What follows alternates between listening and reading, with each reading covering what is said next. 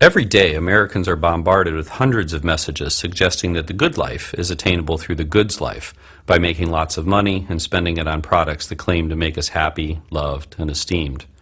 On the news shows, we hear a near constant refrain from economists and politicians about the importance of consumer spending and economic growth.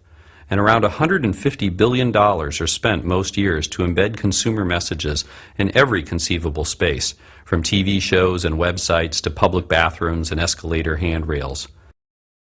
Lately, marketers have even been paying actors to drop sales pitches into conversations in bars and city parks.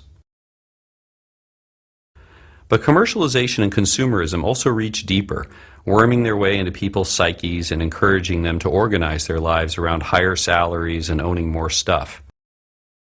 Unfortunately, this can come at a high price for the well-being of both people and the planet.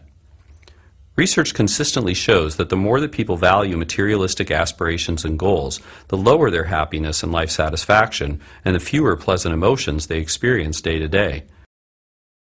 Depression, anxiety, and substance abuse also tend to be higher among people who value the aims encouraged by consumer society.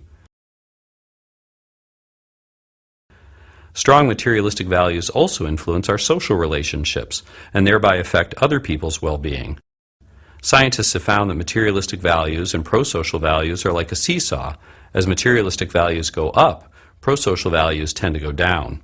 This helps explain why people act in less empathic, generous, and cooperative ways when money is on their minds. When people are under the sway of materialism, they also focus less on caring for the earth.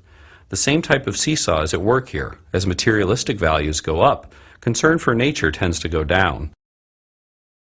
Studies show that when people strongly endorse money, image, and status, they are less likely to engage in ecologically beneficial activities like riding bikes, recycling, and reusing things in new ways.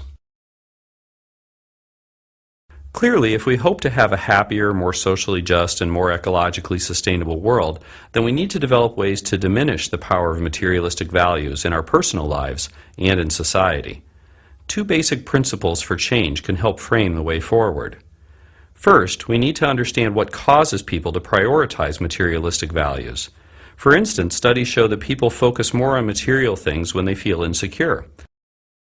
So instead of buying a new handbag or power tool the next time you've had a blow to your self-esteem, consider a different coping strategy, like spending time with friends or taking a walk outside.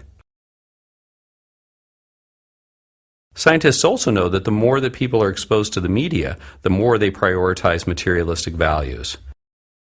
A couple of ways to diminish the onslaught of consumer messages are to use ad block to hide ads on the internet, or to hit mute when commercials play on TV. But these steps can only take us so far. We also need to get active and start to remove advertising from public spaces and from our children's schools so that people aren't exposed to materialistic messages so often. The second principle for change involves promoting intrinsic values for growing as a person, being close to one's family and friends, and improving the broader world. The research shows that intrinsic values not only promote personal, social, and ecological well-being, but can also act to immunize people against materialism. It's that seesaw again. As intrinsic values go up, materialistic values tend to go down.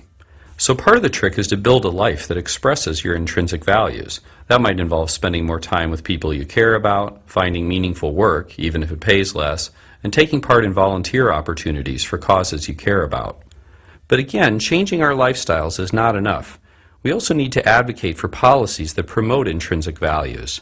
For example, countries like France and Bhutan have recognized that they can't only focus on GDP and other measures of economic growth. Now they are starting to regularly assess citizens' well-being and sense of connection to their communities so as to develop policies that truly encourage these intrinsic values. Similar efforts are underway in some parts of the United States, but they need more support. The grip that consumerism and commercialism have on our world can seem inescapable, and there are certainly powerful forces that push materialistic values on us. But by making changes in our personal lives and by working for broader societal changes, we can break the hold of materialism and be freer to live our intrinsic values. That, in turn, would help us to take important steps toward greater personal well-being, a more humane society, and a more sustainable world.